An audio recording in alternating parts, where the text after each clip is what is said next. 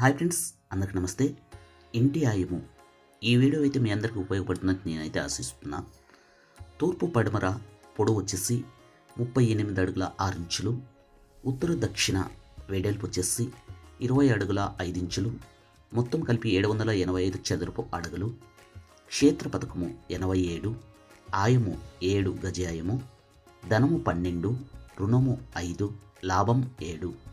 తిథి 12, శుక్లపక్షం ద్వాదశి, వారము 6 శుక్రవారము, నక్షత్రం 21 ఉత్తరాషాఢ, యోగము 14 అర్షణ, కరణం 1 భవ, ఆయుష్ 63 సంవత్సరాలు, అంశ 9 కీర్తి అంశ, దిక్పతి 7 కుబేరుడు.